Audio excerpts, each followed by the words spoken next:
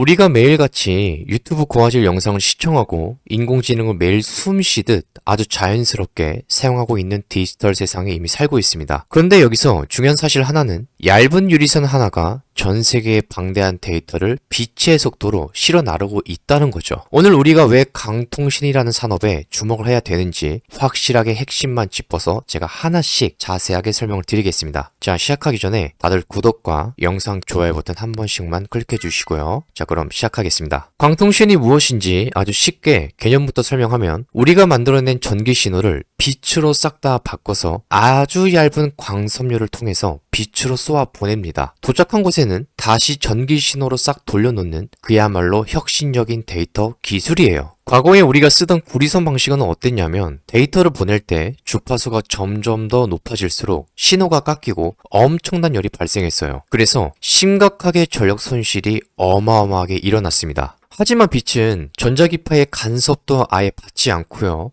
아무리 먼 거리를 간다고 해도 신호가 안 떨어져서 방대한 데이터를 지연 없이 보내려면 광통신 말고는 물리적인 대안이 전혀 없습니다. 특히 전문가들은 6G 시대를 아주 중요하게 봐요. 이 단순히 5G보다 다운로드 속도가 빠른 인터넷이라 부르지 않고요. 인공지능이나 정밀한 센싱 기술부터 적에도 위성 통신까지 모두 다 아우르게 될 수 있는 혁신 제편기라고 부르고 있습니다. 자, 사이버 세계와 현실을 오가는 이 방대한 데이터를 안정적으로 지탱할 유일한 인프라가 바로 광통신망이에요. 심지어 지금의 라우터들은 기기 안에 AI가 탑재가 돼서 알아서 꼭 필요한 데이터만 압축을 해서 보내고 있고요. 그래서 지능형 이 신경망 생태계 그 자체로 변해버렸죠. 그렇다면 우리가 앞으로 살아가는데 이 광통신이 대체 왜 이렇게까지 절박하고 필수적인 걸까요? 그 이유는 바로 전 세계가 직면하고 있는 전력 소비 한계랑 피지컬 AI 때문에 그렇습니다. 최근에 엔비디아의 이 최신 칩들이 데이터 센터에 깔리면서 서버와 서버 사이를 오가는 엄청난 데이터 트래픽이 말 그대로 감당이 안 되게 폭발해버린 상황에 놓여져 있어요. 그래서 챗GPT 같은 모델 하나를 완벽하게 학습을 시키려면 수만 개의 칩이 동시에 데이터를 주고받아야 되는데 기존 구리선으로는 이 엄청난 대역폭을 감당 못하고 그 엄청난 열을 식히느라 들어가는 천문학적인 전기세가 감당 안 되는 임계점에 도달해 버렸죠.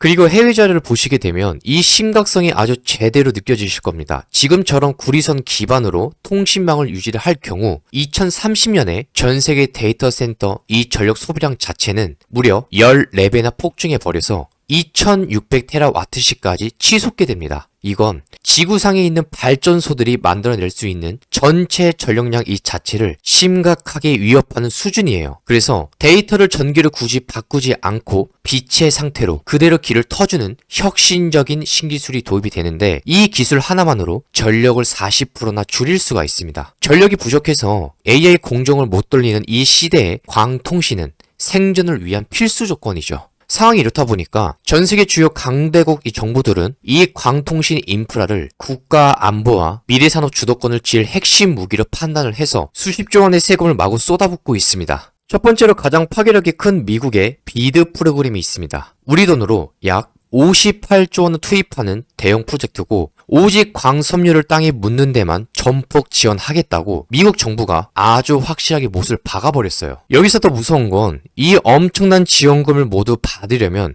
미국 땅에 공장을 지어야 되고 미국산 부품을 무조건 써야 됩니다. 이른바 바이 아메리카 조건을 꽉 걸어놨어요. 이런 흐름 속에서 글로벌 표준을 장악하기 위해서 무서운 기술 패권 전쟁도 지금 아주 피 튀기게 벌어지고 있습니다. 일본 같은 경우는 NTT가 주도하고 있는 이 혁명적인 프로젝트를 통해서 아예 컴퓨터 이 랩칩 사이에 배선까지 전부 다 뜯어 고쳐서 빛으로 완전히 대체해버리는 디바이스 상용화에다가 국가의 명언을 걸고 전력 투구하는 상황입니다. 데이터 지원 시간을 엄청나게 획기적으로 줄이면서 전력 효율을 100배나 끌어올리겠다는 이 판에서 해외 빅테크 기업들은 이미 천문학적인 돈을 긁어 모으면서 이 사이클을 타고 있어요. 자, 그렇다면 이 흐름 속에서 우리 대한민국 주식시장에 상장된 수많은 기업들 중에 진짜 알짜배기로 수혜를 볼 수 있는 핵심 기업 탑3는 어디일까요? 지금부터가 중요하니까 끝까지 시청해 주시길 바랍니다. 자, 첫 번째로 여러분들이 보셔야 되는 기업 당연히 대한강통신이죠. 지금 이 산업에서 우리나라 국내 1등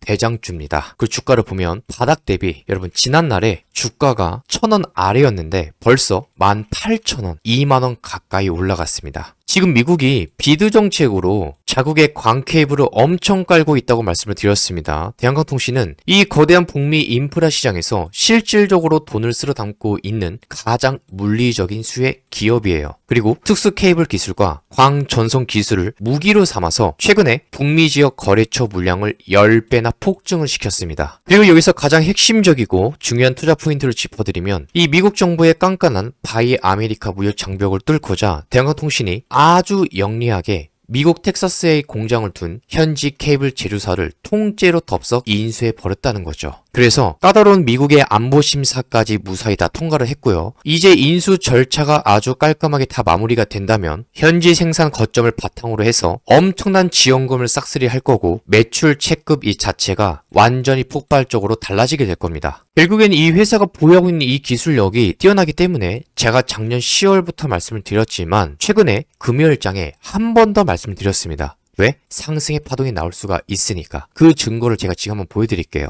여기 화면을 보시면 2026년 4월 10일자 제가 첫 번째로 대한강통신 시가 매수로 아침에 7시 47분에 공지를 했습니다. 상승의 파동이 충분히 더 나올 수가 있는 자리여서 제가 있는 그대로 말씀드리면 작년 10월 말부터 자료를 드리면서 타점을 잡아드렸고요. 그리고 대한강통신은 안 끝났습니다. 기회가 더 남아있어요. 금요일날 수급을 보면 외인 쪽에서 하루 동안 1180억이 들어왔습니다. 이대로 끝날 주식이 아니에요. 최근에 이렇게 들어온 물량이 거의 없었습니다. 언제부터? 작년 8월부터 보시면 작년 8월 이후에 하루 동안 외국인이 1100억을 넘게 산 매수가 한 번도 없어요. 제가 이거 엑셀로 보여드렸습니다. 자료 정리해가지고. 여러분들 보시면 아시겠지만 없습니다. 한 번도. 근데 지금 이 고점에서 그렇게 쓸어 담았다는 건 아직 올라갈 폭이 남았다는 겁니다. 끝난 주식이 아니에요. 그래서 제가 뒤에 가서 매수 매도 타점 한 번 더 대응 자료 무료로 드리면서 알려드릴 겁니다. 얼마까지 봐야 되는지. 그리고 이어서 두 번째 기업을 볼 건데 그 전에 여러분들이 매매하는데 도움될 만한 내용 제가 하나만 짧게 보여드리려고 할게요. 자, 여기서 잠깐 매매하는데 도움될 만한 내용 제가 하나만 보여드리도록 하겠습니다. 제가 매일 아침마다 구독자분들 대상으로 무료로 이렇게 급등 종목 3종목 공유해드리고 있습니다. 화면을 보시면 100% 무료 급등주로 되어 있고요. 시간은 장 전에 미리 공지하면서 시초가 매매로 알려드리고 있습니다. 급등주 방에 주로 직장인 분들 위주로 구성이 되어 있어서 제가 시가 매매로 알려드리고 있어요. 처음 오시는 분들은 매도 같은 경우는 제가 따로 매도 사인 드리고 있으니까 도움받아 보시면 좋을 것 같습니다. 오늘 4월 10일 금요일 종목을 보시면 첫 번째 종목이 대한강통신입니다. 오늘 29% 상승을 했어요.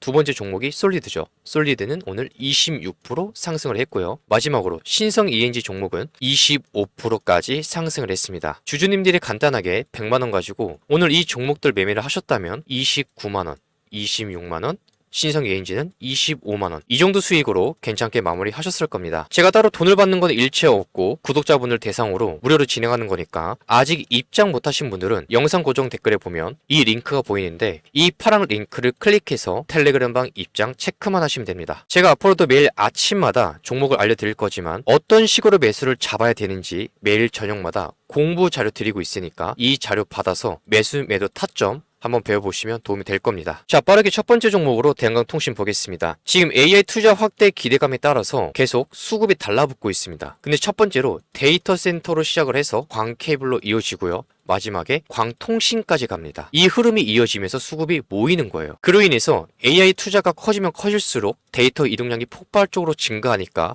결국에는 광섬유 인프라 투자가 필수예요. 그럼 국내에서는 누가 움직이냐? 바로 대한강통신 같은 광케이블 기업들이 움직일 수밖에 없죠. 오늘 움직임을 보면 시가가 플러스 2.1%로 시작을 하고 고가가 29%까지 상승한 모습이 나왔는데 시가 매수로 다들 잘 진입하셨을 거라 생각이 듭니다. 자, 그래서 텔레그램 방에 오셔서 수익 내신 분들 축하드립니다. 두 번째로 솔리드 종목 볼게요. 이 종목도 대한강통신이랑 근거가 동일하죠. 근데 솔리드는 단순 광 케이블이 아니라 5G 그리고 통신 인프라 장비 쪽이기 때문에 AI랑 데이터 트래픽 증가 수혜를 직접적으로 받는 구조라고 제가 자료까지 드리면서 말씀을 드렸죠. AI 시대가 오면 결국 통신망이 더 고도화돼야 되고 속도랑 용량 이것도 같이 올라야 돼요. 사실 오늘은 솔리드랑 대한강통신 그 다음에 오이솔루션 그리고 빛가전자 이런 종목들은 지금 이 산업에 속한 주식들이기 때문에 매매를 하셨어야 되는 종목들이고, 그리고 오늘 솔리드 움직임을 보면 오늘 솔리드가 시가가 플러스 2.1%로 시작을 해서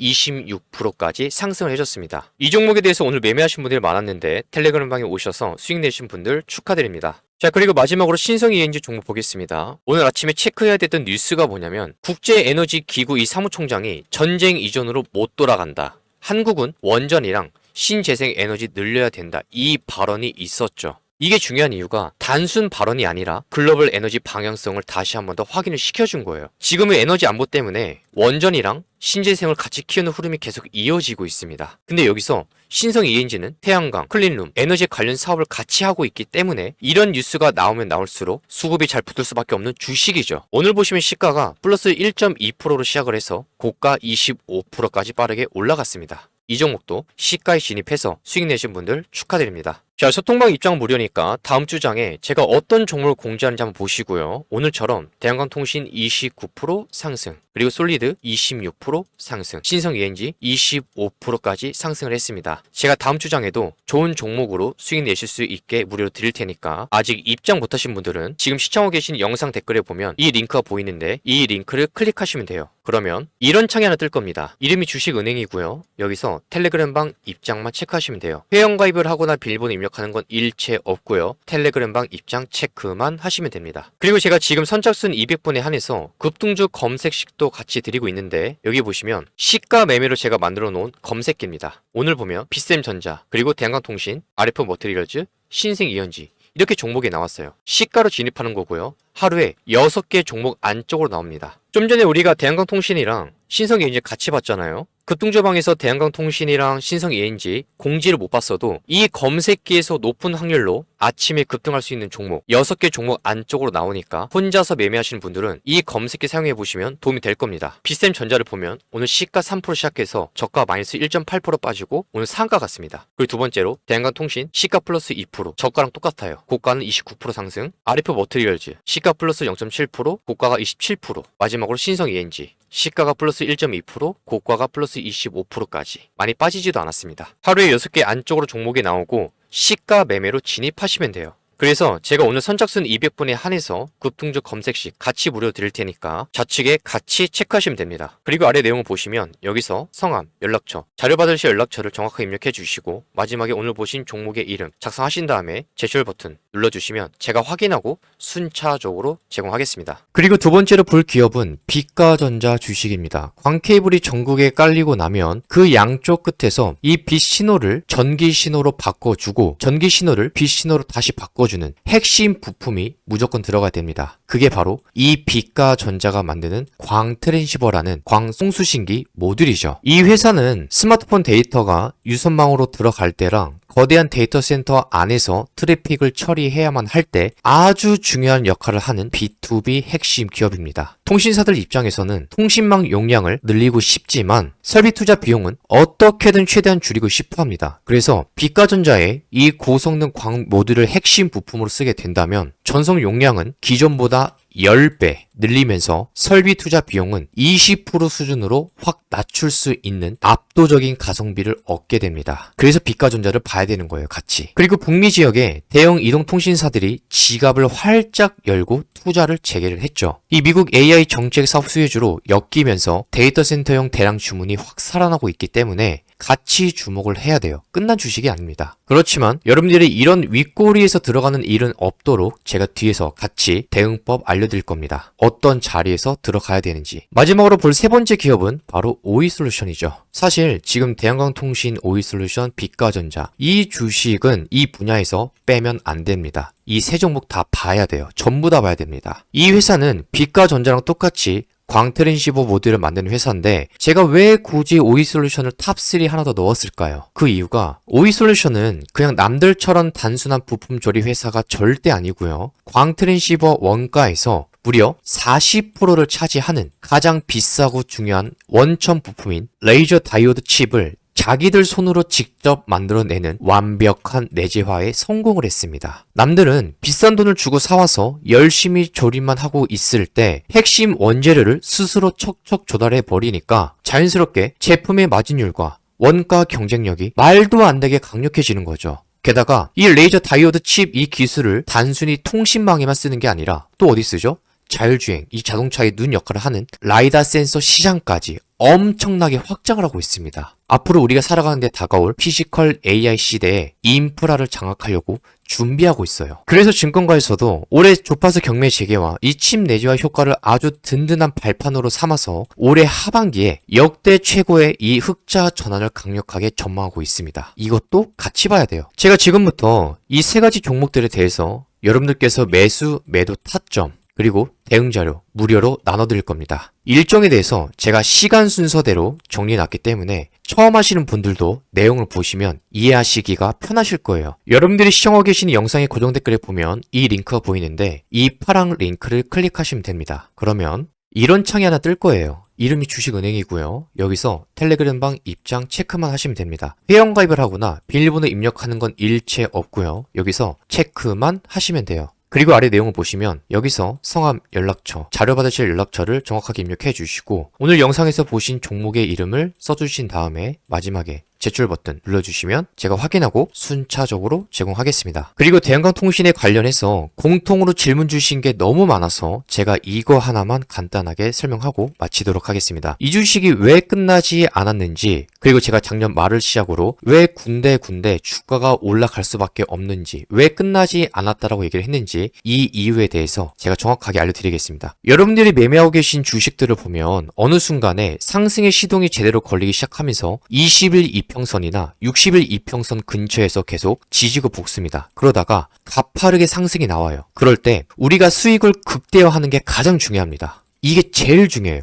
그러기 위해서 우리가 반드시 체크를 해야 되는 내용이 뭐냐면 주가가 올라가는 과정에서 여기가 고점인지 여기서 내려갈 수 있는 자리인지 아니면 우리가 조심해야 되는 자리인지 이거를 파악을 해야 되는데 이걸 어떤 걸 가지고 파악을 하냐면 거래량을 봐야 됩니다. 어떻게 봐야 되냐면 주가가 올라가다가 반드시 음봉 캔들이 나오는 구간이 분명히 나옵니다. 이 세상에 양봉 캔들만 연달아서 영원히 올라가는 주식은 없어요. 이런 식으로 섞어가면서 추가 상승이 나오는 겁니다. 주식은. 근데 음봉 캔들을 보면 거래량을 잘 봐야 됩니다. 이 거래량들이 주가가 올라갈 때 양봉 캔들에서 발생했던 그 거래량만큼, 이런 거래량만큼 만약에 연달아 터지게 되면 주가가 잠시 하방으로 크게 내려갈 수가 있어요. 그때는 조심을 해야 됩니다. 왜? 급락이 크게 나올 수가 있으니까. 근데 대한강통신을 보면 올라가는 과정에서 음봉 캔들이 발생을 합니다. 여기도 그렇고요. 여기도 그렇고 여기도. 근데 거래량을 보면 거래량이 크게 터지지를 않아요. 그렇기 때문에 이렇게 빠르게 연달아 추가 상승이 나올 수가 있는 겁니다. 그리고 수급도 확실하게 보여줬고 우리가 좀 전에 봤죠. 외인 쪽에서 이 자리에서 1100억이 들어왔습니다. 그게 왜 가능했냐면 그동안에 이 바닥권에서 매집된 물량들이 존재하기도 하지만 이 기간에서 턴 물량들이 많지 않기 때문에 이렇게 물량이 들어올 수 있는 겁니다. 그리고 여기서 매집된 물량들이 이 구간에서 나왔다면 여러분 장대 음봉이 이런 식으로 연달아 계속 나왔을 거예요. 근데 안 나왔잖아요. 그러니까 이렇게 빠르게 상승이 나올 수밖에 없는 거죠. 수급도 달라붙고. 이거를 여러분들이 매매를 하실 때 꼭 참고를 하셔야 됩니다. 주가가 올라갈 때 결국엔 그때는 시간 싸움이에요. 내가 수익을 얼마만큼 극대화를 시키느냐. 근데 여기서 매도를 할 것이냐 아니면 이런 자리에서 매도를 할 것이냐. 결국엔 결정은 나한테 달려있는데 그 결정을 하기 전에 차트를 볼 때 거래량을 보세요. 음봉 캔들이 발생을 해도 이게 끝난 음봉인지 악재 음봉인지 아니면 휩서 캔들인지 이 정도는 거래량을 보시면서 판단을 하셔야 됩니다. 그리고 수급에서 음봉 캔들이 발생을 하면서 거래량도 터졌고 외인하고 기관이 같이 팔았다. 그때는 진짜 장대 음봉을 조심을 해야 돼요. 이거 나올 확률이 95% 이상입니다. 제가 통계된 자료가 있는데 이것도 필요하면 제가 드리겠습니다. 그래서 대한강통신은 끝난 주식이 아니라 기회가 남은 주식입니다. 그래서 지금 말씀드린 내용 꼭 참고를 하셨으면 좋겠습니다.